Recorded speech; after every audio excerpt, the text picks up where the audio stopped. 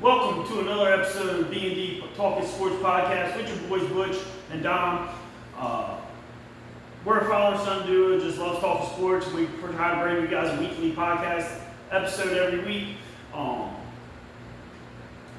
this week's episode, we're going to be talking about some NFL draft talk, our top 5 players, offensive, defensive line. Then we're going to have some WNBA draft talk. We'll make our predictions on the NBA awards. And then also we'll talk about the play-in games that's happened so far and the NBA playoffs coming up. But like I said, we bring this episode every once a week just to kind of talk with you guys, talk sports. If you guys can do us a favor, follow us here on YouTube, like, subscribe, comment. Also follow us on TikTok, X, and Facebook, all at B&D Talk Sports Podcast. That would be greatly appreciated. It helps us build the brand, help us get our content out there. Like I said, we just like talking sports. We like talking shit to each other and arguing, debating about some things. But getting started with this week, I'm going to start off with my top 5 offensive tackles in the 2026 NFL Draft. Coming in at number 1 is Francis Mauigoa from Miami. Probably the best tackle in the draft. If he's number 1 on your list, tackles, I hope he's the best tackle in the draft. Motherfucker. I'm just saying. If you have number 1 on your list as top 5 offensive tackles, I hope he's the best tackle. What do you think? Just because they're not, number 1. Yeah, shut the fuck up. All right. Don't mind us. Like I said, we like talking shit to each other. But his comp is Tristan Wirfs, Tampa Bay offensive lineman.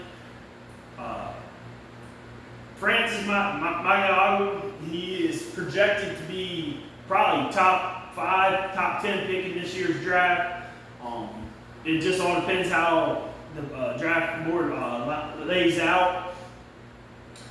In my opinion, he's going to be at least the top 10. I don't think he makes quite in the top 5.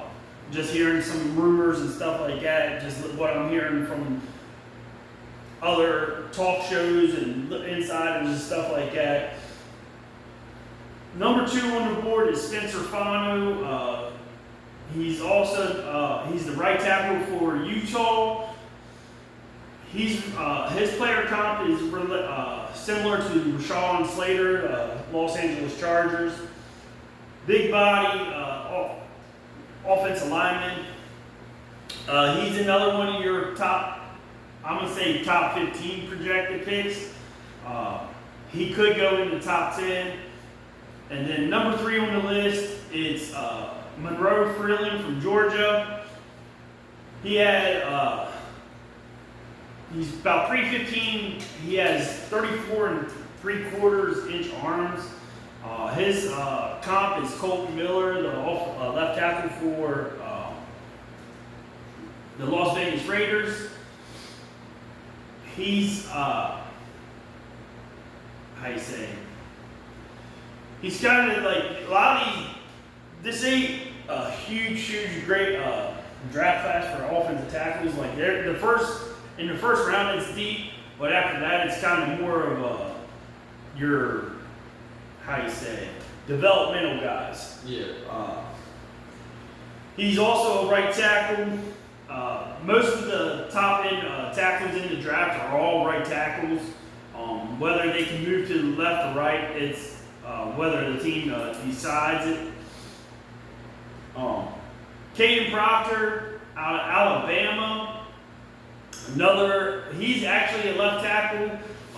But Georgia this past year, they put him lined him up in some different positions, lined him up in the backfield, lined him up at tight end. He went out and caught he had a couple screen passes thrown to him this past season, so he's real athletic. His comp is Orlando Brown Jr. I want to say he's at Orlando Browns in the Hall of Fame. This is just their play style and their build comps, not actually what their careers will look like. And then the last one on this list is Blake Miller out of Clemson. Probably the safest pick in the at least top 5. The other ones, there's some not characteristics, but traits that could change a little bit. Orlando Browns is on the Bengals. Oh, he is one of the Bengals? Yeah. Who am I thinking? I thought he was retired already. That's my mistake. Alright. Orlando Brown Senior. Oh, that's just showing my age a little bit. Alright? But like I said, these are my top 5 offensive tackles in the draft. All of them projected first rounders, especially with the need of tackle position. There could be anywhere between 5 to 7 offensive tackles taken in the first round of this year's draft. It just all depends on how the board flows and how the draft goes next week. Next, we're going to talk about the top 5 interior offensive linemen. Probably the best overall offensive lineman in this year's draft class is Vega Alona. I'm not even saying his real first name. I can't even pronounce it. He's the guard out of Penn State. Well, Orlando Brown Senior is not in the Hall of Fame. Well, I knew he was an older player that was good. But you said Hall of Fame. I said I think he might be. Shut the hell up. All right. All right. Oh, he's only, I think he eyed the penalty flag. Yeah. Oh, damn. Vega Iguane, his player comp is the guard for the Kansas City Chiefs, Trey Smith. Like I said, he's probably the best plug and play offensive lineman in this year's draft. He would be, if he didn't play guard, he would probably be a top 5 pick in the draft, but guard's a little bit undervalued, so he'll still go in the first round. He's probably going to go in the top 15. I see him going at 14 to the Ravens. He just seems like that type of guy that the Ravens would want on their offensive line. And then number 2 is Emmanuel Paragon from Oregon. His comp is Kevin Zeitler. He's another one of the ones that he's more of a late first, early second round. He can squeeze into the second round a little bit. I mean, first round and the end. It just all depends on what teams are reviewing. What are you? I'm looking at the camera. Go ahead. I think it's the way it's the actual thing, but it looks like lined up with the table. I continue. Oh my God. This can't ever do anything right with this dude around. All right. I'm just making sure. Bitch. All right. Number 3 is Chase, but by a nice team, Texas A&M guard. His player comp is Steve Avila. Avel. Really good year with Texas A&M, part of that undefeated team until the SEC championship, right? Or no? Yeah. Or no, they lost to Texas Tech or Texas. You should be the football guy. Man, I'm getting up there in age and my memory's not that great. I paid attention to playing NFL all year. You would be the college football guy. Yeah, I know. I know they were undefeated for a while. I think they might have lost right before the SEC championship. Jesus. Oh my God, you fucking jackass. How about the Jackets? You're the one that can't remember that. Even though you're supposed to be covering all that. Motherfucker. What? Just continue. I'll tell you. Alright. Jesus. He's another one of them. He's pretty much probably more of your solidified second rounder. a very rare chance that he moves up into the first round. Then number 4 is Keelan Rutledge out of Georgia Tech. Another one that's a second rounder, projected second round, could possibly slip into the first round. They lost to Texas, and they lost to Miami in the college football playoffs. Yeah, right. So they didn't even make the SEC title. Well, that loss to Texas knocked them out of the SEC championship. Yes. Yeah. So they didn't lose the SEC title, like you said. Thanks for auto-correcting me, alright? Alright. I'm trying. Like I said, that was months ago, alright? I have a hard enough time remembering what I did last week. You remember the Falcons went 8-9. I do remember that because that's Falcons. Alright? That's one team. Alright? You remember Maryland started 4-0 and didn't win a single game after that. Alright, this is West Virginia. Hey, at least we won a couple games near the end of the season. Like I said, number 4 on the list is Keelan Rutledge. He's a player comp similar to Robert Hunt, the guard for the Carolina Panthers. Just a gritty, nasty offensive lineman that's going to do the dirty work. And he's going to probably, like I said, it just all depends how a certain team likes him. He is definitely a second rounder, but he possibly could move up into the first round. And then number 5 on this list is the first center on the list. It's Florida center Jake Slaughter. His player comp is Drew Dahlman, which he had a pretty solid career with the Falcons, and then when he collected his payday from the Chicago Bears last year, and then he unexpectedly announced his retirement at the age of 26. He got his money, he got his big payday, and then he decided to retire.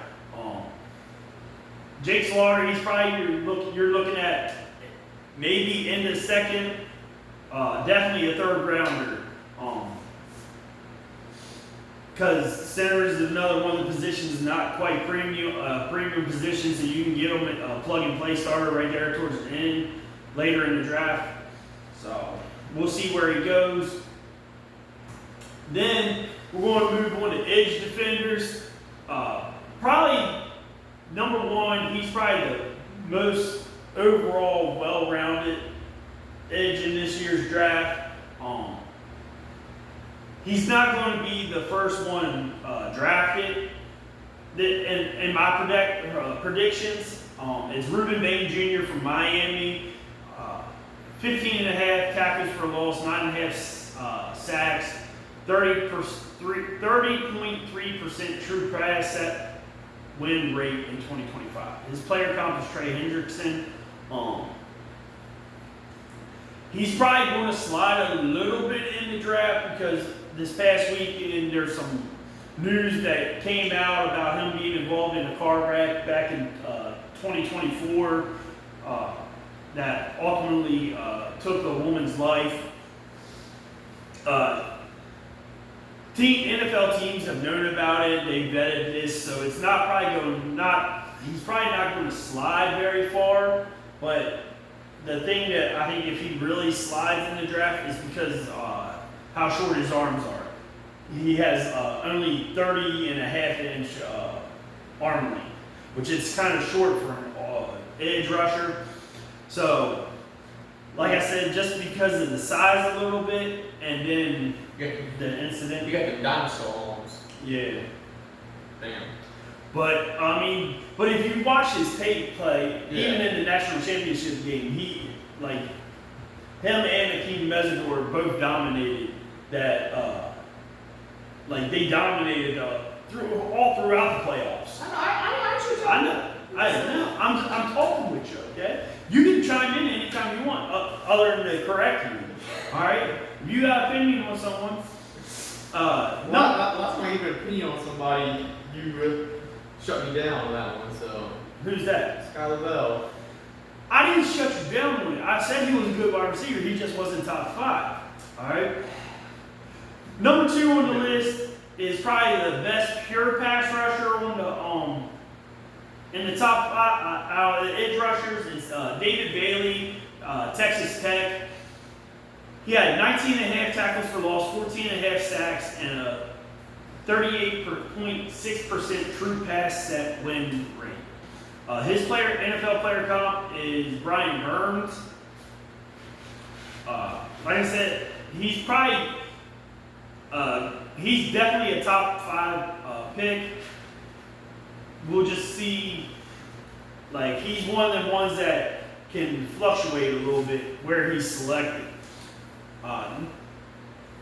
Number 3 is, I mentioned him already, Akeem Mesidor, Ruben Baines running mate down there in Miami. Another proven pass rusher. Like I said, he helped Miami through the defensive playoff. College football playoffs with all the pressure that him and Ruben Baines was generating on the teams, and really caused wreckage throughout the playoffs. He had 67 pressures, 12.5 sacks, and a 36.6 true pass set win rate.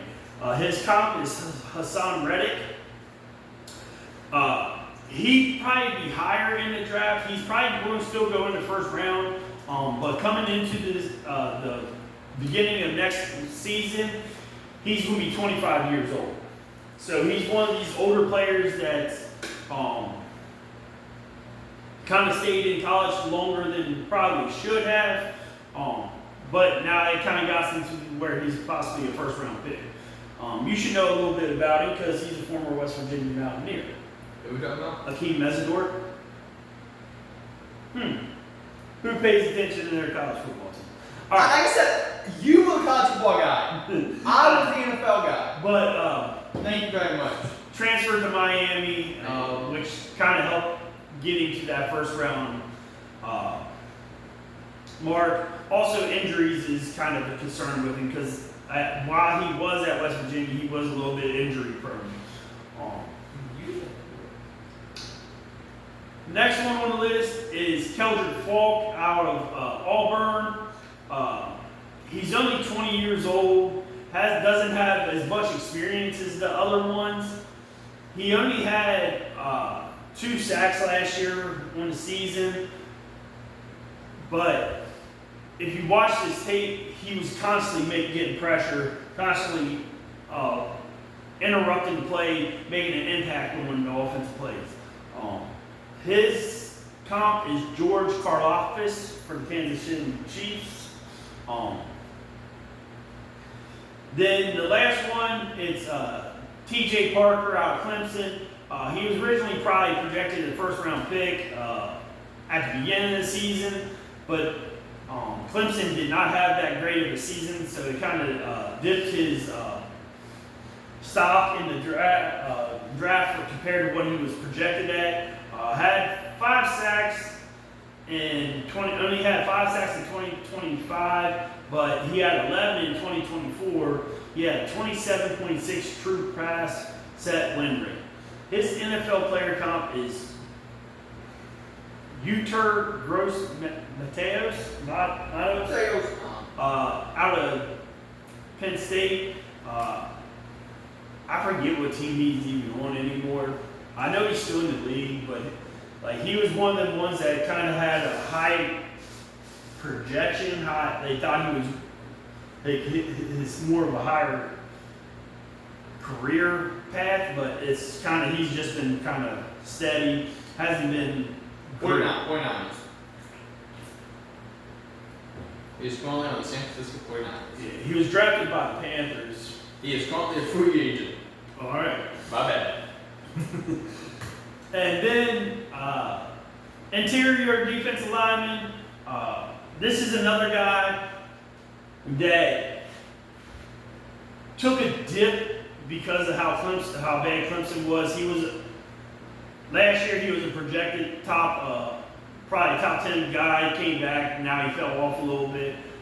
He's going to be one of your late first round, early second round picks. It's Peter Woods out of Clemson. He had 12 games, 30 tackles, 3.5 sacks. 3.5 tackles for loss, 2 sacks in 2025. His NFL player comp is Christian Wilkins. Then number 2 is Caden McDonald from Ohio State. He had 65 tackles, 9 tackles for loss, 3 sacks, 2 forced fumbles. His comp is DeQuan Jones. Caden McDonald's another one of them ones. He's projected late first round, early second round. I can actually see him being drafted before Peter Woods. Number 3 on the list, it's Christian Miller out of Georgia. He had 23 tackles, 4 tackles for loss, 1.5 sacks. And he started every game for Georgia this past season. His comp is Glover Stewart. Big body guy, can plug up the middle, help out with the run game. Number 4, Lee Hunter out of Texas Tech. 41 tackles, 10.5 tackles for loss, no sacks. He's had 32 tackles for a loss across 4 years in college. His comp is Trayvon Dre Sweat. So, man, for some reason words are not coming out of my mouth very good today. When do they have it? Yeah, I know. He's going to be a second, probably early second, mid-second round pick projection. And then number 5 is Caleb Banks out of Florida. Pure upside swing. He's 6'6", 335 pounds. His he was kind of higher up in the draft stock projections. Dealt with some foot injuries through his senior year with Florida. Got healthy, went to the combine, ended up re-breaking his foot during the combine, fracturing his foot during the combine, but he continued still doing drills, ran 40-yard dash, which kind of is making his draft stock fall a little bit. He's still looking at like a second round pick, probably more of your mid to late second round. His NFL player comp is Javon Kinlaw. Pick Kinlaw. Alright.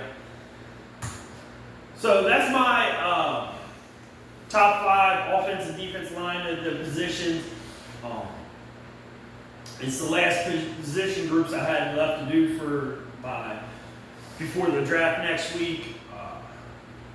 But other than that, Well, ain't you giving me a pick for the top 5? I am going to give my. Well, I thought. I was getting ready. Well, usually with me, you're going to tell me to my stuff. Alright. So the next thing we're going to talk about is I'm going to make my predictions on the first 5 picks of the draft, how they're going to play out. Skylar Bell. No. Number 1, everybody already knows who it's going to be. Quarterback out of Indiana, Fernando Mendoza, to the Las Vegas Raiders. It's pretty much a given. I just think, but he's the best quarterback in the draft. Obviously, he's going number 1. Raiders need a quarterback. They brought in Kirk Cousins to be a bridge quarterback, which he's completely fine with for all of a sudden, but he wasn't fine with it with the Falcons. But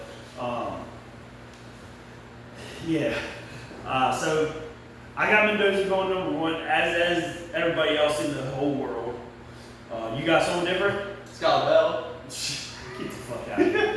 All right, number 2. Imagine Coco to Skylar Bell in Las Vegas. Championship. Coming in at number 2 with the New York Jets. I think New York Jets select David Bailey. Like I said, the best pure pass rusher in the draft. You already know what you're going to get with him. A lot of people were at initial mock drafts and stuff like that. They had Arvell Reese going here. But I think they're going to go with the proven guy that's a pure pass rusher. Arvell Reese is still a developmental guy. He only played 1 season at Edge rusher. He was more of an off-ball linebacker, so he's one of them high-rate ones being converted from linebacker to edge rusher. Still has to develop his edge rushing, pass rush ability. So they're going with the best pure pass rusher in the draft with David Bailey. Number 3 is no Scott Bell in New York either? no. Number 3 is the Arizona Cardinals. I think this pick is going to be ultimately traded. I think the Cardinals trade down, but I have a feeling whoever ends up trading up, or even if it's Cardinals staying put, I'm going to say this pick is that Arvell Reese. I'm thinking the Cardinals try to trade down because they're looking more at offensive tackle, but at 3, offensive tackle is a little too high. So if they can trade down a little bit with someone and be able to take either the first or second offensive lineman off the board, it's going to work out a lot better for them. So what I'm saying is someone's going to move up, take Arvell Reese. All right. At number 4, Tennessee Titans. They need a receiver. They need a receiver, okay? They do. Which ultimately it's going to come down to 2 different players. All right. They need a wide receiver help. They need running back help. All right. They also need some help on the defense. But the best friend of a young quarterback that's going to help take pressure off their young quarterback in Cam Ward is a run game. All right. Ultimately, I think they end up taking Jeremiah Love with this pick. Probably the best player in the whole entire draft. I think they could ultimately go defense, but I think they go with the person that can really help give Cam Ward another weapon, which they lacked last year. The wide receiver I think they could possibly take here is Cardell Tate. But I don't think that's going to happen. I think they go with the run game. They also could go defense, which they could take Sonny Styles Jr. out of Ohio State. I'm going to say Ruben Bay Jr. But like I said, I'm going with Jeremiah Love in this pick. And then number 5 is the New York Giants. All right. This is the one. They need offensive line help. They need wide receiver help. Hey, come on. They need defensive help, all right? John Harbaugh's their new head coach. John Harbaugh he's a special teams guy, but he's in all of his Ravens teams, he's had a bona fide elite linebacker. He also likes those hybrid safeties that can play close to the line, can play in coverage, can kind of do multiple things. There it is. All right. So. I already know who it is. I already know who you're going to say. You actually don't know who I'm going to say. Yeah. All right. Yeah. Like I said, Giants can also go wide receiver at this position. That can because behind Malik Neighbors, they have their real help, which they could go Cardell Tate if he's available. But with this pick, I think the New York Giants go and John Harbaugh go help the defense out, and they take Sonny Styles at this position. All right, there's 3 elite players in this draft class. All right, like top end. Actually there's probably 5 elite players that could actually help out team. That bona fide top 10 picks. That's Jeremiah Love, Sonny Styles, Caleb Downs. I was going to say, what happened to him? Carnell Tate, and Vega Anawana, the guard. All right. I think if say the Giants takes Caleb Downs at number 5, there's one team I can see moving up to 6 to get Sonny Styles, which would be the Dallas Cowboys. But I'm only making projections on my top 5. All right, so we're not going to talk about what Cowboys do until maybe another episode or the night of the draft. Well, next week's episode is the same day as the draft. I know. That's what I'm saying. I'm gonna smack shit out you. All right. So it's not like the yearly Caleb Downs off the top 5. All right. So Skylar Bell. yeah, Caleb Downs not in the top 5. I think because a lot of teams look at Caleb Downs and they look at his size and his position. So you're telling me there's a chance he comes to Atlanta? Who? Caleb Downs. No, he's not going to be there at 48 for Atlanta. Caleb Downs, I don't see him getting past the Bengals at 10. I think even at 7, the Commanders could take him. Cowboys could take him at 6. Browns could take him at 6. I don't see that happen because they need wide receiver help. They need offensive line help. Skylar Bell. No, Skylar Bell's not going to the end of probably end of the 2nd round and beginning of the 3rd round. All right, quit getting your hopes up. But so my top 5 projection picks. All right, 1, Fernando Mendoza to the Raiders. 2, David Bailey to the Jets. 3 is going to be Arvell Reese. Team to be determined. All right, I think Cardinals trade out of that pick and someone trades up to get Arvell Reese. 4, Jeremiah Love to the Tennessee Titans. And then 5, Sonny Styles for the New York Giants. Do you agree with me or disagree with me? Honestly, I think Skylar Bell should be above Cornell Tate. But big Skylar Bell fan here. Alright. Oh, here we go. No, I'm going to ask you this is a 2-way thing, alright? Is this another Falcons question? No, actually it's not. Alright. If you were a GM, Skylar Bell. no, he's not in the question, alright? Would you, some people say Jordan Tyson's the top wide receiver in this draft. Some people say Cardinal Tate is. If you had a choice to choose one of them two, which Jordan one? Tyson. You would Jordan Yes. Tyson? Why? He's proven he can be that number 1 option on the team. Cornell Tate hasn't been able to prove he's that number 1 option. I get that, alright? He's had Jeremiah Smith play beside, which means he's not getting doubled every play. Alright.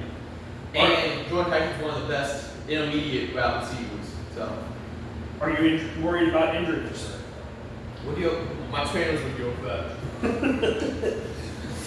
I'm just asking because I'd rather take the guy that's proven he can be that number 1 option on a playoff team than a guy who's lived in Jeremiah Smith's behind the entire season.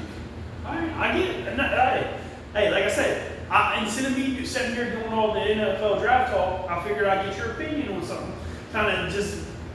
They should go, well, Cornell Tate 3, Jordan Tyson 2, then Skylar Bell number 1, but you ain't ready for that conversation. Alright. You ain't gonna be laughing when Skylar Bell gets drafted to the Falcons. I'll be alright with him being drafted to the Falcons. It's the first pick. Falcons' first pick. No, he's not going to go 2nd. You just said earlier he's a late second. He goes late 2nd round. Alright, say if Falcons trade down from 48 to pick up additional draft capital, and he could be taken there late 2nd round. Yeah. By the He's Falcons. gonna be taken at 48. But at 48, he is not going to be taken. 48. No, because there's going to be other receivers in front of him that could be taken. Mark my words. 48. Skylar Bell hasn't even came in on the top 30 visit. That we're saving him. It's top 30. We don't have a top 30 pick. All right, so top 30. That's where you get people get that confused. Top 30 doesn't mean the top 30 players in the draft. Top 30 means you have 30 guys that you can bring in, pay for to come visit and do a workout for the team. All right. We're saving. It's pretty much an official visit. So the top 30 means that the NFL team can pay for a certain player to come in and visit and do interviews, one-on-one workouts, stuff like that. All right. But now, if you're local and you don't like the team doesn't have to pay for you to come in, you have unlimited. So like with the Falcons, even himself. with like the Falcons, any guy from like Georgia, Georgia Tech, Auburn, Alabama, that they're all within driving distance of Atlanta. I'm sure Scott would go over to Atlanta. From Connecticut. That's not a long drive, right? There's a lot of, how you say, speculation or, like I said, this time of the year, it's all rumor mill, a lot of smoke being, but there's a lot of smoke around the Falcons looking at, I want to say it's Kevin, shit. Oh, fuck. His name just slipped my mind. Wide receiver, Kevin Coleman from Missouri. I like that guy. Yeah, so there's a lot of smoke around that. The Bills have interest in him. The Bills? Yes. All right, the Bills should possibly show the Falcons should have interest in him. Are you done arguing about Scholar Bill? Like I said, he's a good wide receiver. He has the stats. All right? I'm buying a Scholar Bill jersey. All right, that's fine. Whatever team he goes to, you can buy. He's just not going to be a first-round pick. He's going to be a late, second round, third round pick. I'd say Definitely more probable that he's a third round pick. All right? He could be a steal of the draft. He will be. When he comes to Atlanta at 48. And you know what they're going to say? He ain't coming in. Go ahead and get the hell out the deal. All right. Matt Ryan, you're fired already. I would possibly fly down there and praise Ian Cunningham and Matt Ryan myself. Shit, you'll be standing in the corner with him with the whole sign saying, looking for work. And while I signed that one dude that standing in front of the Detroit Lions training facility. Sign him too. I got set, maybe just trying to get it out of Atlanta, but whose spot would you take? Bates or Watts? I mean, Bates is in the last year of his contract. They haven't did any contract negotiations, talked to the extension yet. But he came out and said he wants to retire a Falcon. I put that from Jimmy Butler. They went retired Heat. I heard it from Julio Jones. I also heard Julio Jones wants out. But I also put that on Jimmy Butler went out. So it's like right now it's smoke screen season. A lot of things can happen.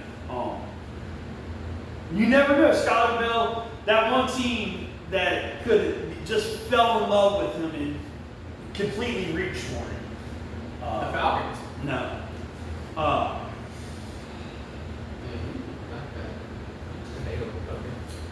a hater. Okay. Alright, let's move on. Alright, move on. So what we got next? We gonna do the WNBA? Yeah, we're talking about the first round of the WNBA draft. The Alright. top 15 picks. So, well, the first pick the Dallas Wings had, and they chose Izzy Fudd, which, remember last week on my thing, I had her at 2. Yeah.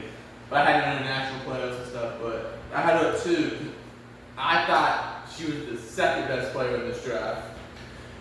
Well, I guess Dallas either thinks she's the best in the draft, or they are just listening to the franchise player page. Yeah, well, I mean, they played together before. They have that chemistry. Yeah, so it makes sense, but they also could have like looked at a big forward, a center, someone yeah.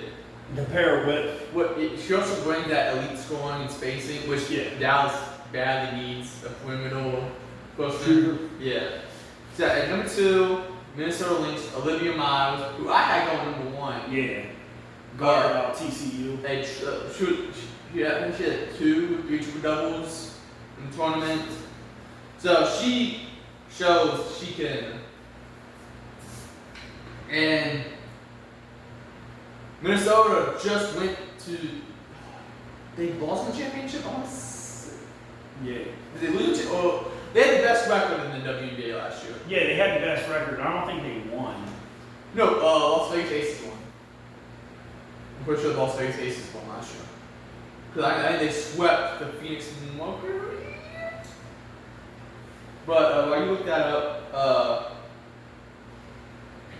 so you give the team the best record. It was not Indiana people. Yeah, But you get the team that had the best record last year. The Las Vegas Aces defeating the Phoenix Mercury. Phoenix Mercury in a 4-game sweep. I knew it. But you give the best team in the WNBA last year a person who can get triple doubles. yeah. That's like the Thunder drafting Nikola Jokic right now. Yeah. So it's like I'm not saying she's gonna have that Nikola Jokic type impact and stuff, but at 3, the Seattle Storm select an international player, AWA fam, Kahane? Center. Yeah, she brings the size, rim protection outside. Minnesota Lynx lost in the second round last year to the Phoenix Mercury. So, like I said, they get the best. The best team gets the best player, in my opinion. Yeah. So, at 4, the Washington Mystics, one of the first of 3 picks in the first round, took Lauren Betts from UCLA.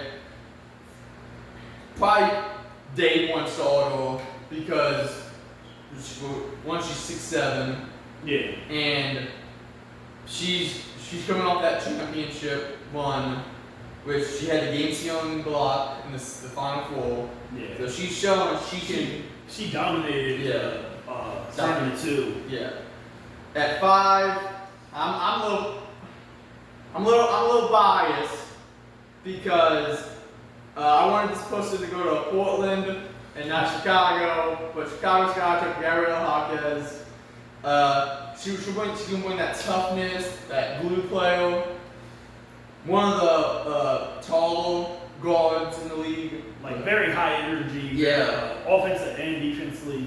Yeah. So maybe she's better than her brother. I don't know. Cause her brother is my boy. Jaime Jaquez. Jaime Jaquez. But at 6, Toronto Tempo took Kiki Rice. Another guard. Another guard from UCLA. We really don't know too much about the Toronto Tempo and how they're going to Gel is because it's the inaugural year. the first year in the league. So, but it must feel good for Kiki to be the first draft pick Yeah. in Toronto history. But Canada, man. I know. 7. Another expansion team. The first ever Portland draft pick. Iana Martin Can from Spain. She brings that international guard skill, patient, developmental upside. Yeah, so she's one of those international players that can ball and stuff. 8. So the Golden State Valkyrie drafted that Falou Johnson, guard from LSU, but she was then traded to Seattle Yep. for the rights, which we had to explain. Johnson. We had to explain to my mom how trade draft rights worked. She was a little confused. But so Seattle got her, and they had drafted that Awa Phantom. So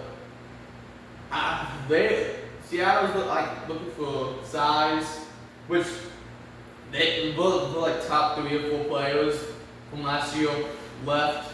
Yeah. You can see it. So they're in a hard rebuild. Then at 9, the Mystics with the second pick in the first round picked Angela Dugulich from UCLA, Lauren Bett's teammate, who also brings that size. She came off the bench at UCLA, and she did pretty good. At 10, the Feed will take Raven Johnson, guard from South Carolina. She brings defense, decision making, unselfish guard play, averaging about 4 assists per game, which is really going to add depth to Caitlin Clark in them. So, and then at 11, the Washington Mystics' last pick of the first round, Cody McMahon. I can't think. She scored about 16.4 points per game. So it's giving that Washington team who already drafted drafted Dugulich, and give them another forward that can be dangerous on both sides of the court. Yeah. Atlanta Dreams. I missed one. Connecticut Sun. Yeah, I forgot about Connect Suns at 12 drafted Nell Anglama from France. International versatility and forward depth. Averaged about 11.4 points and about around 5 rebounds a game.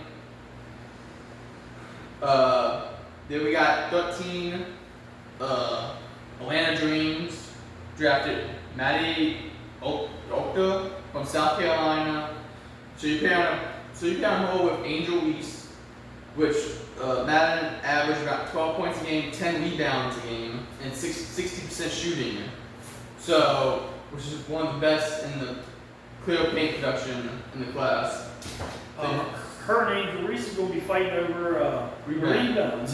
So, well, let me find out rebounds, and then another player from another team is just going to come in and snatch it. But at 14, we got Seattle Storm, Tana Marie from Duke. She brings ball handling, creation, averaging about 5 assists a game. So he gives them another young guard who can run the offense and fits the long rebuild. But they traded her to. It was all? Yeah. They traded her to Golden State for that Laje Johnson. Yeah.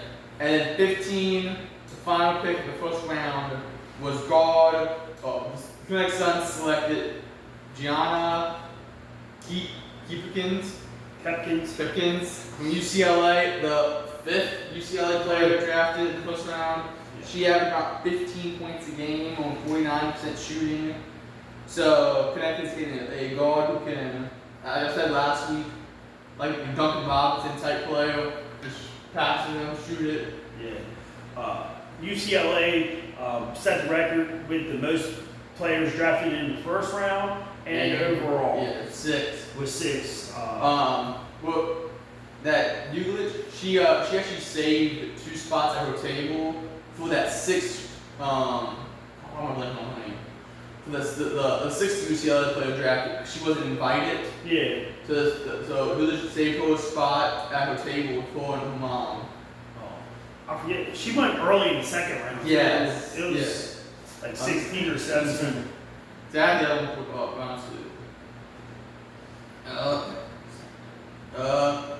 Carissa Ledge Walker from UCLA. So like I said, 6 UCLA players went. There was 45 picks in total.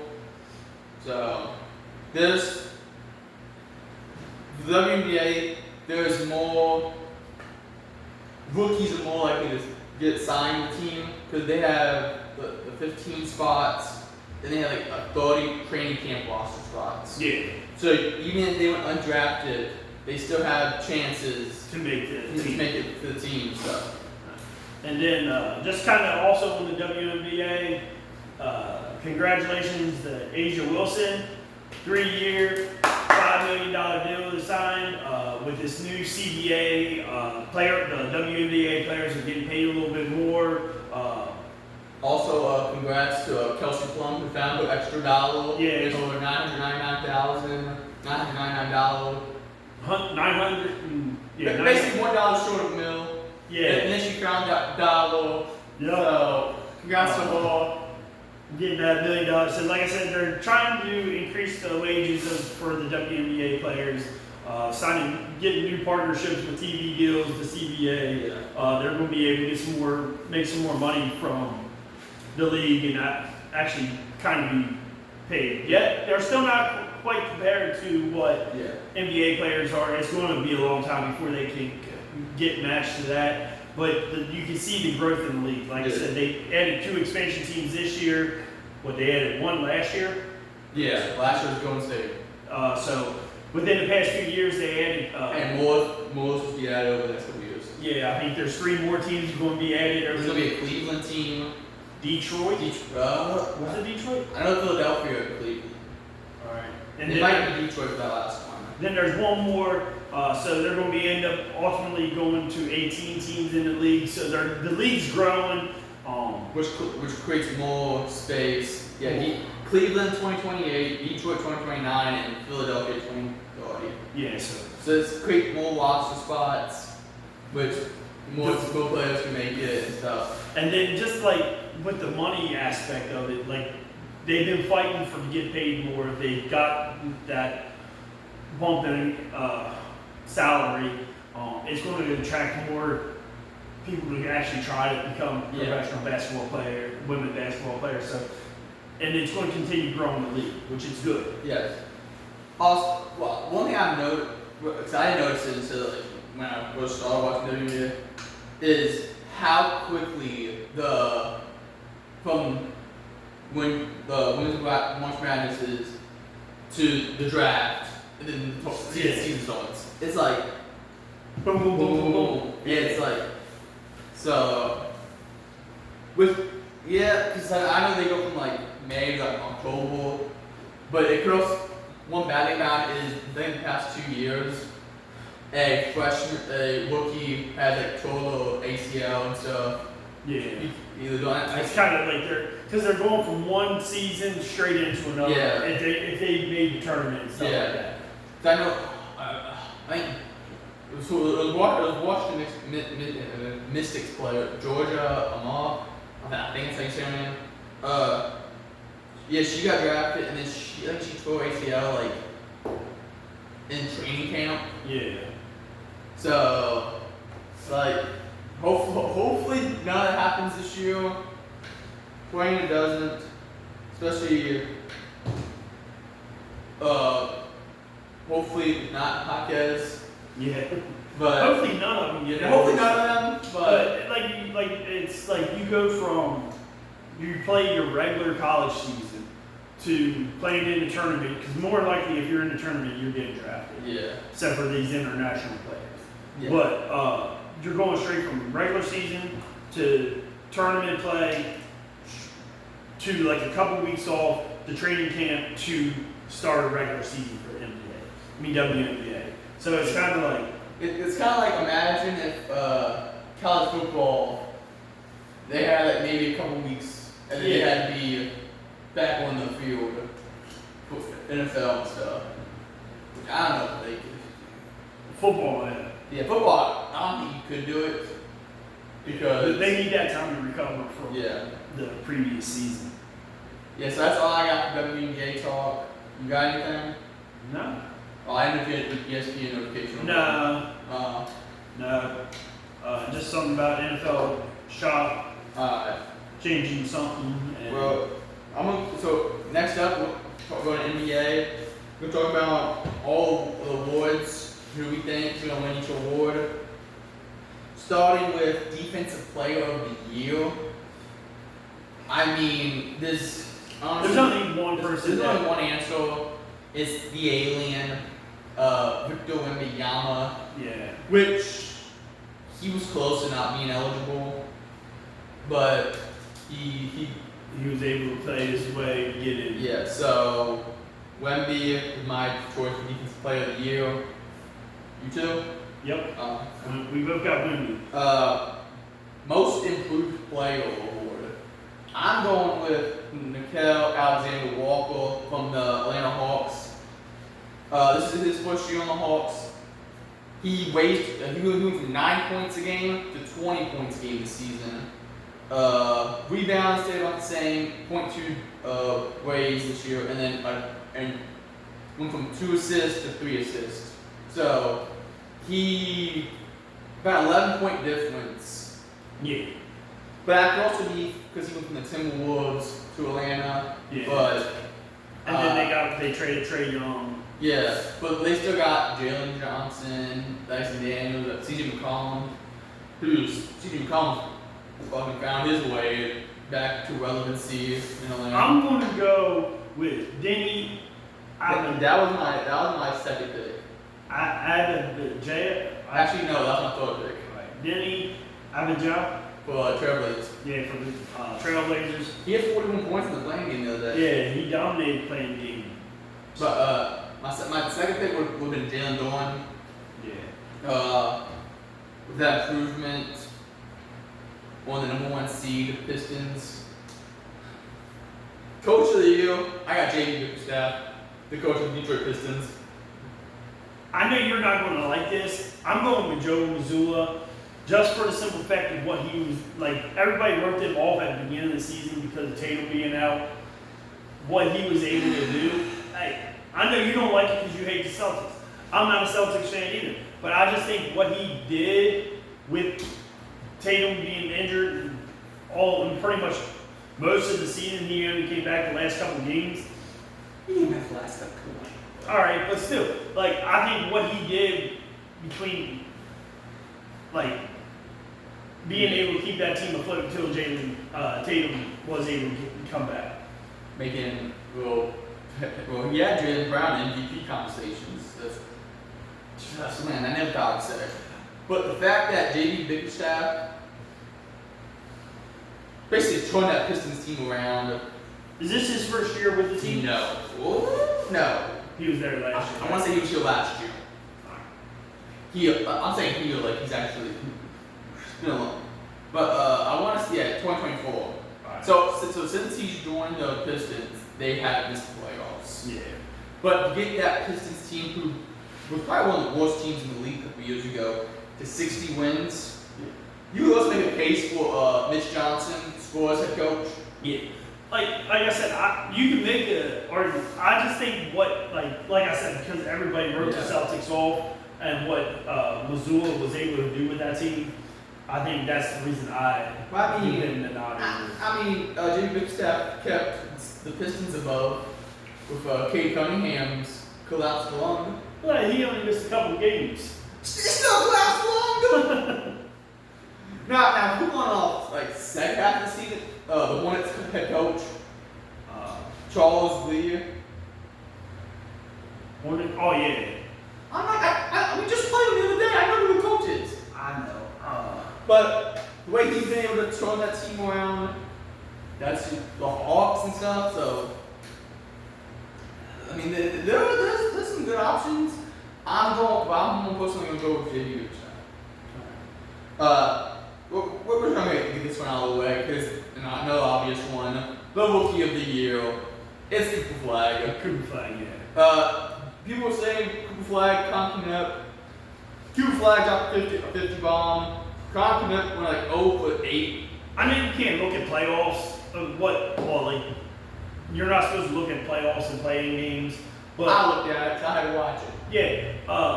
But Connect pretty much. You set the record for the most threes by a rookie. Then you led the league in threes. Yeah, you led the league in threes, and then you just completely disappeared in the playing game. Like not even like in the playing game, and then they needed a 3 in the game to like stay in the game. They left him on the bench. Yeah, they went with Kobe White, which was probably seeing that ultimately was the best choice. Hey, we don't mention that name here. Okay, but so yeah, Cooper Flag. I'm pretty sure he's eligible. Yeah. That's my rookie of the year. That's mine too. 6th man of the year. This is I'm gonna be completely unbiased completely unbiased. I'm going to go with Jaime Jaquez Jr. for the Miami Heat. Led the league in points off the bench this season. I know, complete shocker, unbiased. Yeah. The Jaime Highway. Who do you got? I'm gonna give me Nas Reed. You have Nas Reed winning it again? Yeah. Okay. I'm just making predictions. Alright. Then final one, the MVP. You want to go first? Because I have who I think is going to win it, and then who I want to win it. Same here. Like, because there's two players that have been granted eligibility of the awards, even though they didn't hit the 65 game mark. When Luka Doncic and Cade Cunningham. Oh, are we on the same thing? I would love for Luka to get the MVP. Luka's who I want to win it. Because he leads the league in points per game.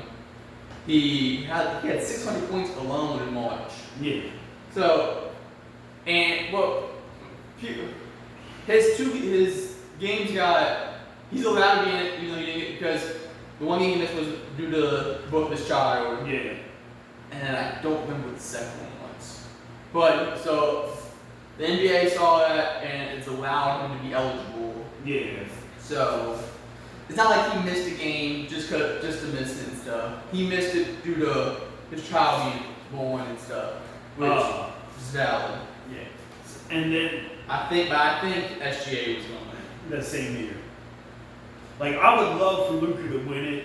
I'd be okay with Wemby winning it. Yeah. Because he's had an amazing season.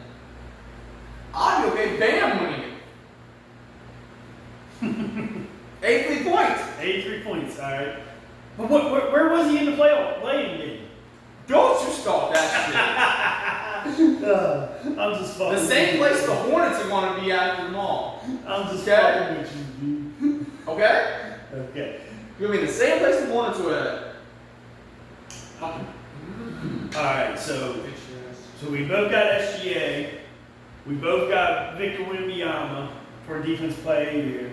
We both got Cooper Flag. That's Alright. it. Then I have 6-man, J.D. Bickerstaff Coach of the Year, and Alexander Walker for Most Improved. I got Denny Aja, The family member of SGA. Most improved, 6-man, Nas Reed, Coach of the Year, Joel Mazzulla. Alright? I'm surprised you don't have any Sixers on there. Man, I was close to giving BJ Edgecombe the Rookie of the Year, but What? He's in the playoffs and Cooper Flag's not? no, because he's a 76er. And Right, I'll say, you don't say he's in the playoffs and Yeah. Cooper Flag's not, but thanks. Alright. This is a 76ers question. Alright. No, seriously. and he's not playing. I know Embiid's not playing. Sorry, no. With what they've done this season, most of it without Embiid, do you think they would be better off trading Embiid and finding someone else to play the center role? Or do you think they're better off with keeping Embiid? Well, when he plays, he's one of the best players, best centers in the league, behind Jokic and Bam. Yeah. Oh, behind Wemby, but it's really tough because is he 30 yet? I'm not sure. But I'm just asking because, like, every year it's like the 76ers season relies on Embiid's health. But now, And what he Maxi's really Yeah. taking over that. That's what I'm saying. Maxey, you got Maxey, you got 32. you got BJ Edgecombe. Like, you got young talent there. It also depends on if you trust like Bono as your starting center from now on. No, I'm saying like yeah, he's a good like because he played well in that playing game last night too. I'm just thinking he had a lot of blocks, but I'm just thinking like would he like if you would you be better off trading and then getting another young like another up and coming center or something like that. I'd say it depends on the offers you get for him. If you don't get any good, like really good offers, you don't want to just trade him to trade. Yeah, that's what I'm saying. So, like I get what you're saying. Like, cause reason I'm asking this, I'm a 76ers fan, but I don't follow basketball a whole lot. You follow basketball a whole lot more, and you understand it a little bit more, and just kind of. Yeah, and now this year I can watch my team. I can watch the playoffs stress free. So like, and just the way they played last night against Magic. the Magic, which is a solidified, pretty good team. They have to be better, but Powell didn't have as good as the year thought he was. They were projected a 50-win team, but yeah. So like they're a good team, and like they kind of ran like Andre Drummond out here hitting dagger threes to seal the game. I never thought of Maxey coming up in big moments, and then like I'm just saying like, would you want to try to build your team around Maxey and Intro? Like I said, it would depending on the trade offers you get, because his trade value might not be all that right now. Yeah, I guess his injury history and stuff. You ain't gonna get a Giannis for him. No, I'm not saying that. I'm just saying like, unless Giannis like really comes out and says, "I want to go to Philadelphia," then you might not be. Like I said, I'm just trying to like, cause like I said, you understand basketball a little bit more. Yeah. You follow it a little bit more. I'm a casual fan of the 76ers. Like I don't sit there and watch every game. I don't pretend like I do. Now, when they do something amazing, I'm going to talk my shit. But then when there's something bad happening, I don't want to hear it because I don't know. Hey, what are you talking about? I don't follow it as much. Well, currently I'm on a Phoenix Suns beat watch because if Warriors beat the Suns tomorrow, then we move up to the 12th best odds in the draft, which we need. We need all the odds we can get, but so I'm currently rooting against the Suns, but that's all I got for the awards and stuff. So I have the ranking of. Oh, well, first I'm gonna tell you how we did it last week on our picks. So out of 9 games total, you went 3-6. Yee. Hey. Well, the week before that, you went 3-4. But the week before that, I went 6-1. There we go. We're gonna talk about that week. Okay. But I went 3-6 as well. I improved, so I was 2-5 the week before. So I'm more wise. But I had the playoff series in order of how excited I am for them. You ain't gonna talk about playing games? We're getting there. Alright. Because I was just telling you about having a future, and then we go tell playing games. Okay. Fine, we don't play games. No, I was just asking. Well, the first playing game, the Trailblazers beat the Suns 114-110 to claim the 7th seed. They'll play the San Antonio Spurs. It's crazy that that's the only game that happened that day. No. I think it is. What about that Miami Heat Charlotte Hornets game? I don't know what you're talking about. I'm pretty sure the Hornets beat them 127 to 126 in overtime. Because remember they had technical difficulties like in the last minute of overtime and caught close to the end of the game. It was a great game. You gotta admit that. It was. I know you don't like hearing it because you're a Miami Heat fan and they lost, but I was talking about. I don't remember that game against the Hornets. You full of shit too. Do you, Are you sure? Are you sure that happened? yeah, I'm pretty sure it happened. I don't think it happened. It did. Well, I mean, it's hard to win a game when your best player was injured in the first half of the game. I know you're going to be biased on this, but do you think that changed the outcome of the game? It did. Alright. Because Bam had missed a shot. He was 3-3. Had missed a shot. He was taking advantage of fucking dude guarding him. And the little ball, bitch ass wanted to trip him. Is that the first time he's tripped him? I know. Do you think it was a dirty move? Yeah, he should have been suspended. That's not me being biased. Maybe a little. He should have been.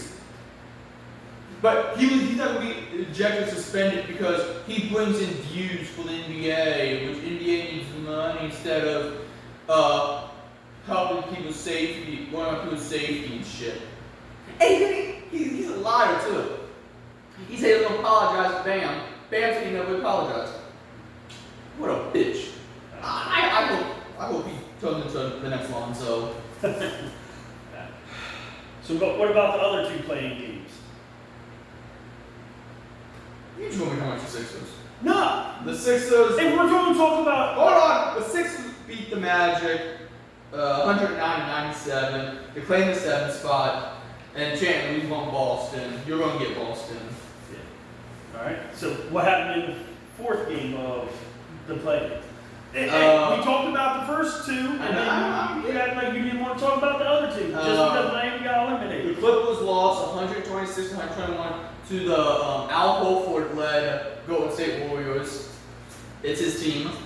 After last night's performance, hit like 3 or 4 threes in a row, proving he can still go at 39 years old.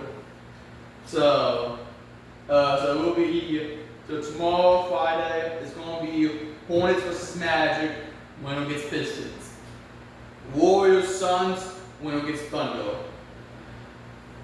We got a 37-win team, Golden State versus a 45-win team, Phoenix Suns. So it's really. I think Phoenix probably gonna win, but you never know with playoff Corey. Yeah. And playoff Al Horford, apparently. Man, apparently Jimmy Butler just said, you know what, I ain't playing this year.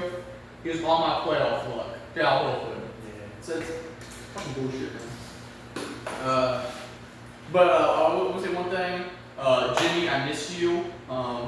If you want to come back to Miami, I will gladly accept you back.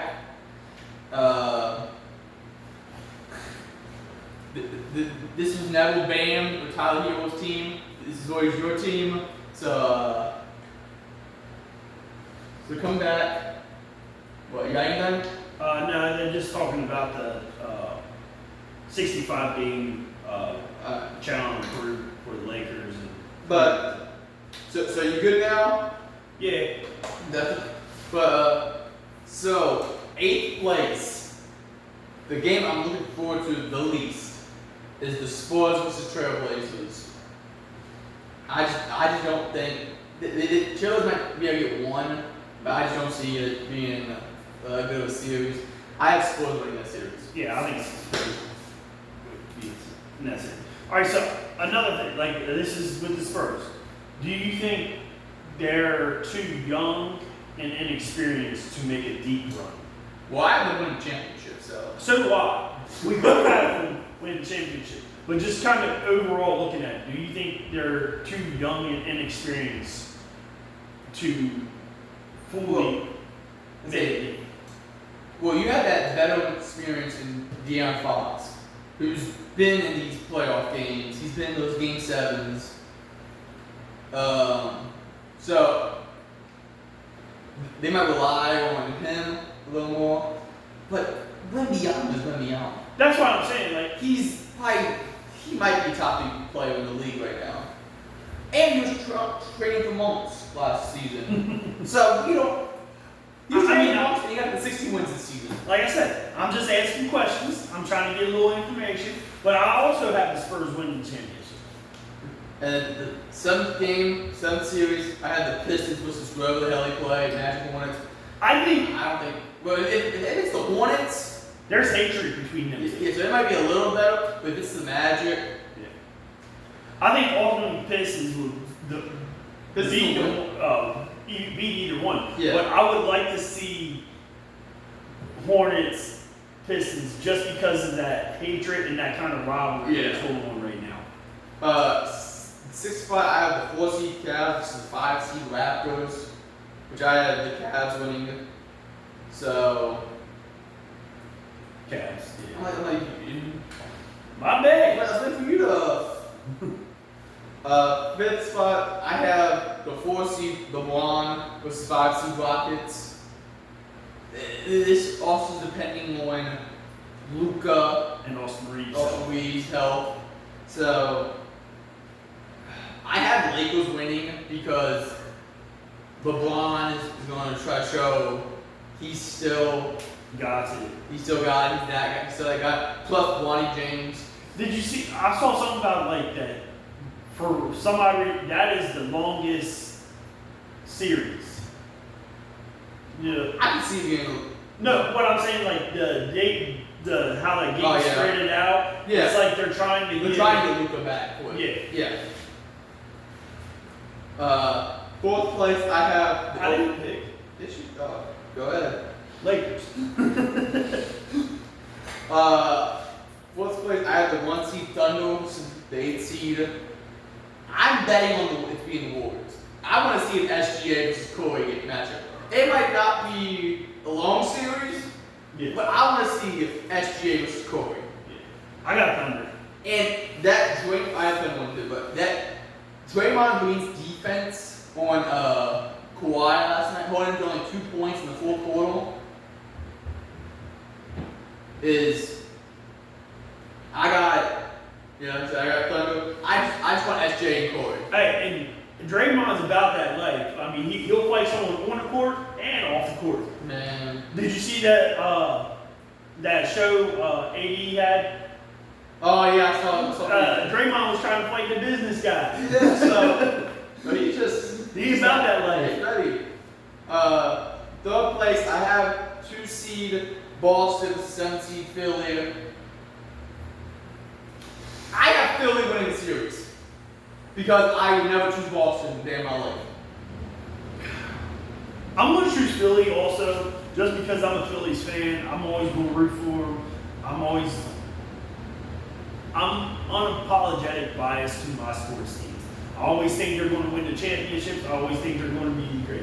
Whether it's Falcons, 76ers, Orioles. Even though as of right now they all projected to lose by 12.5 points. Yeah. But hey, I'm projecting them to beat the Celtics. All right. I didn't say they would win the championship. All right. I'm biased. They can win the championship. I just got Spurs winning. I suppose Pistons championship. But 2nd place, well, other than that, we don't have a single thing. Every single one. It's not good. No. 2nd place, I have the 3 seed Nuggets versus the 6 seed Timberwolves. I got Nuggets. I have Nuggets winning too. Because that series just became an every year thing Yeah. between the Nuggets and Timberwolves. I feel like they played like the past 4 years. Did you see Ant got denied for the 65 Yeah, I game? saw that. I saw it. So he might be coming out extra pissed. Yeah. So, I still got Nuggets. yeah. And then my opinion, the game, it's the series other thing. The 3 seed New York Knicks versus the 6 seed Atlanta Hawks. Because Atlanta Hawks have looked good. Yeah. And New York is what's New York. Madison Square Garden. You talk about inexperience. The Hawks are young. So they only rely on CJ McCollum. Yeah. But they're one of the hottest teams going into the playoffs. Yes. New York has been on and off like the second half of the season. But it's still New York Knicks. It's still Jalen Brunson, one of the clutchest players in the league. So, Madison Square Garden, I have Atlanta winning the series. I was going to pick Atlanta, but you know what? We got to go opposite on one. Give me the New York Knicks. Let me ask you this with the New York Knicks, all right? So, Celtics are the favorite to win the Eastern Conference, all right? But looking at what the Knicks are, all right, so they fired their coach last year after making the Eastern Conference Finals, losing to the Pacers. If they can't get over that hump this year, do they just blow everything up?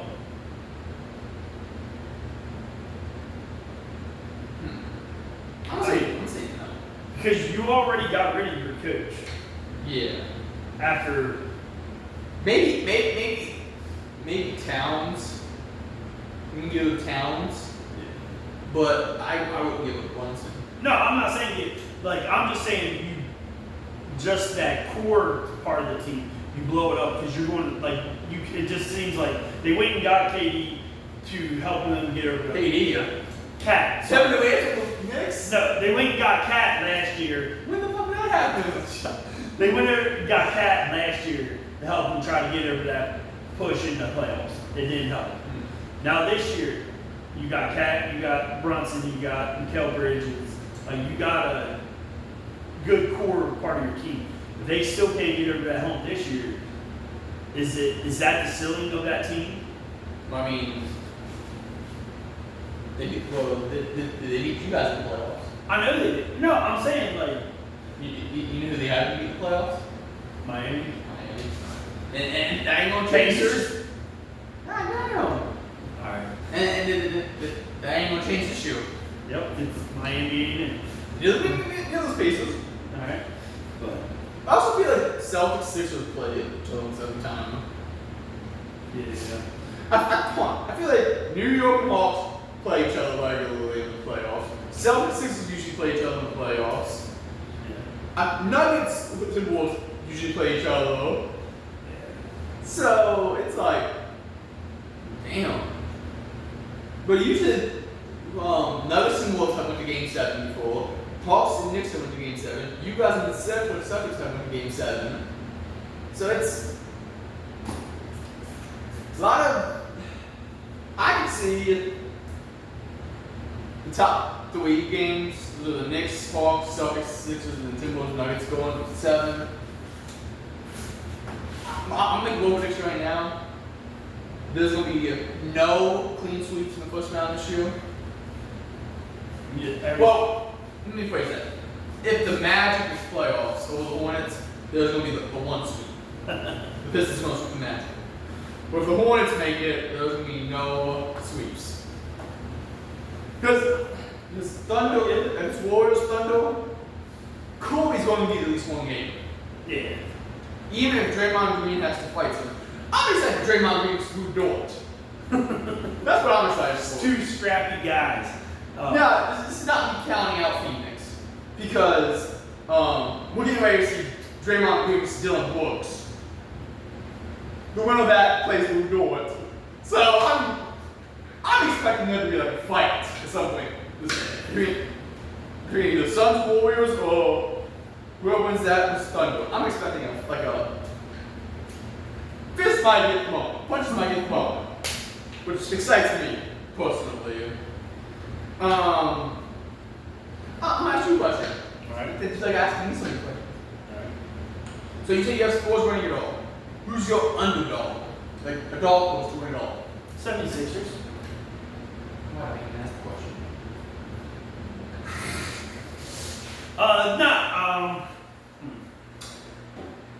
My biased opinion is 76ers is the underdog. My unbiased would probably be. I have mine. Hawks. Is that yours? Yeah. My dog horse is the Timberwolves.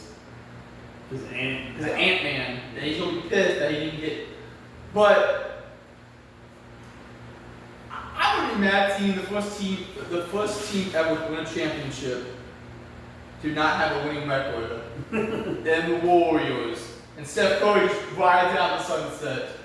But I think that's the case. there might be some serious discussions about the playing tournament. Yeah. And people are going to be upset. Because people are upset when the Heat made the finals as a playing team. But that's the thing. It's you earn your spot in the playoffs by winning the play game. You're earning if you win it, like make it to the finals. Like you're earning your way through there. You're battling through there. Any team can win any given day. I also can't wait to see. Unless you're the Wizards, or Pelicans, or Kings.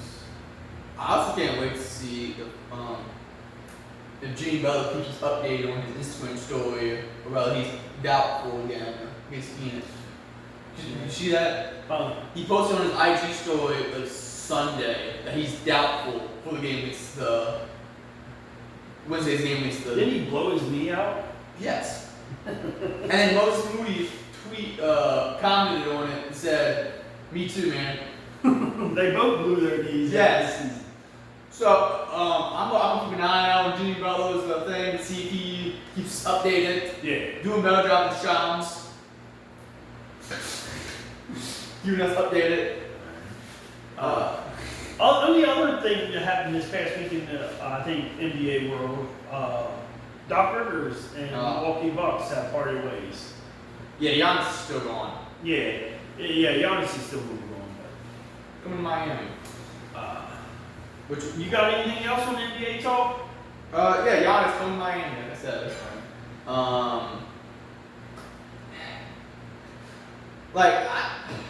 I'm just ready for these playoffs to start. Yeah. Because there's been some good games.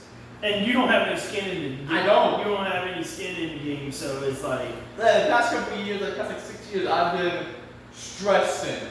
You can just go into the playoffs as a fan of the NBA and just root for good games. You can't. I know, I got 76ers. I'm still going to root for good games and just be excited for the playoffs in general. I'm rooting for the Warriors. Now the thing is, we got playoffs, NBA playoffs. Hockey playoffs start. I can't tell you any of the teams are in the playoffs. I know my team's not in it. New Jersey Devils. Yeah. I can tell you that much. So, and I feel like I was saying my Red Sox ain't doing too good, so. No. Orioles are doing decent. They're not doing great. So this might be a year, this stretch where none of my teams make playoffs. Yeah. So usually I at least have the Heat making the playoffs, but well, now you're like, because I got rely on Atlanta make playoffs. We know how that goes every year. we know West Virginia ain't making playoffs. I might rely on my WNBA team, the Chicago Sky right now. Maybe next year it'll be Portland too, but we'll see. She's still out for another season. So. I don't have a favorite WNBA team, so. But you moved the local. Yeah, I mean, I root for the Indiana Fever, but hey, I don't actually. It don't hurt me if they win, lose. I can't even finish that sentence about watching soccer. I can't even finish that sentence. Well, the World Cup is coming up. We're going to have to root for USA. USA. Wait. Canada. Fuck Canada. But other than that, I think we're about done for this week. Have you even really been paying attention to a whole lot of like draft talk or anything like that for the NFL? I know I'm the NFL guy and draft talk and stuff like that. I was going to ask you for a hot take. Scott Bell is going to Atlanta at 48. All right. Mark my words. Hot take. This is probably not a hot take, but Ty Simpson does get drafted in the first round. Man, do you cold in you when you said that? I don't know. I feel like that's a cold take. How's it a cold take?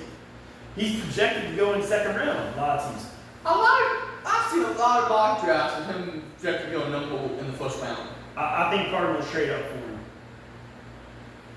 He's going to the Rams. If someone don't trade up for him in the first round, Jets probably taking him at 33 with the first pick in the second round. But He's going to the Rams. all right, no, he's not. Rams are not going to take him at 13. No, they have another pick. No, they traded that pick for Trey McDuffie. Don't talk. I'm out. All right, they traded that to the Chiefs. You don't know the Rams. Do you know the Rams personally? I follow the draft. Tyson's going to the 13. All right. Other than that, Scott Bell's going top 10. Other than that, we're going to get out of here for this week. Make sure you guys like, comment, let us know how you do. Let us know if anything else you want to hear us talk about. If you think we're wrong with something in this week's episode, let us know in the comments. Tell us how you feel. Tell him Scott Bell's going top 10. Tell him he's a jackass and you don't know shit. But other than that, I'm the guy I've had to correct times a day. like, subscribe, follow, comment. MySpace. Here on YouTube. Also follow us on TikTok, X, and Facebook. And MySpace. I don't even know if MySpace is actually even that. Never mind. We're getting out of here for this week. We'll be back again next week. Whether it's just another podcast episode like this, we might do a draft, NFL draft special. I'm not sure exactly what we're doing yet. I don't know if we're going to do a live for the draft or if we're just going to do another recorded podcast next week. But that's why you need to turn on your notifications and subscribe to us. So when we do post new videos or we go live, you guys get notified when we're here to talk. All right. But other than that, we'll see you guys next week. Peace out.